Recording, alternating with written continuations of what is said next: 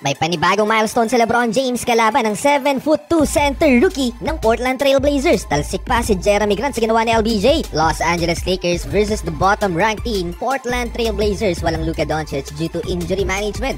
Agad naka 1-on-1 ni LeBron James ang 7-footer rookie na si Donovan Clingan. Nakapag-draw ng foul sa LBJ. No Luka, no problem for the Lakers. Jackson Hayes, alley-oop dunk, and LeBron James attacking the basket. Magandang teamwork mga idol ng purple and gold. Showtime si Jackson Hayes, alley-oop pa sana, nagmintes nga lang bumawi naman sa transition dunk ang Lakers big man. Pero ang nagbuhat sa Lake Show sa first quarter si Austin Reeves na may 12 points at nakalamang lang naman sila ng 13 points at the end of first quarter, 28-15 against Portland. Second quarter, nakatapat na naman ni LeBron James ang 7'2" center na si Donovan Clingan and he uses his body and strength to attack the 7-footer. Eto pa, ginagawa lang asintahan si Donovan Clingan. Napakatindi nitong si LeBron. Eto talsik din si Jeremy Grant. Pass to assist to Dorian Finney-Smith, 3-pointer. Buhat move si LBJ, up and under, tatlo pa ang sumabay kay LBJ. 18 points na ang lamang ng Los Angeles Lakers without Luka Doncic.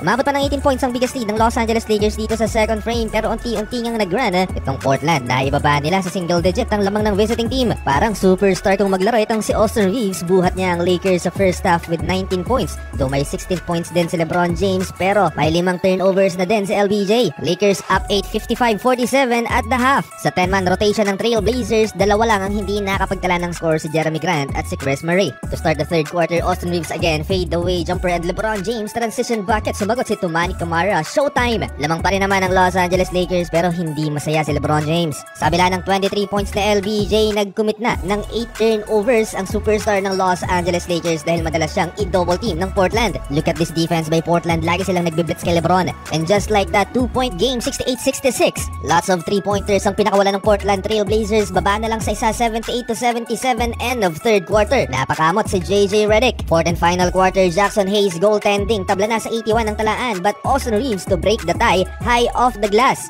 Nasundan pa yan ng back-to-back 3-pointers ni LeBron. And now back to 8 points ang lamang ng purple and gold, 89-81. Ang game na to ang pang 1,542 games ni LeBron. Nalagpasan niya si Vince Carter at pangatlo na sa listahan. 2-man game si LBJ at Austin Reeves. Meron ng 38 points. Si LeBron James, another 40-point game na naman, 2 points na lang. Pero hindi pa tapos ang Portland Trail Blazers down the stretch. 3-pointer by Scoot, 99-94, 5-point game. 30-point game na rin si Austin Reeves, big shot, 3-pointer. Naitala naman ni LBJ ang kanyang pang 10 turnovers, pinilit sa loob. Kaya ayun, nagresulta sa points off turnover ng Blazers. Wala nang 2 minuto mga idol, Austin Reeves with the clutch block. Nauwi yan sa jump ball at napunta sa Lakers ang bola. Last 1 minute, Dorian Finney-Smith tip layup 106-98 clutch. Kumit pa ng isa pang turnover si LeBron James last 32 seconds. Buti na lang at 4 pa rin ang lamang ng Lakers last 25 seconds. Remaining foul game ang nangyari mga idol, panalo pa rin ang purple and gold.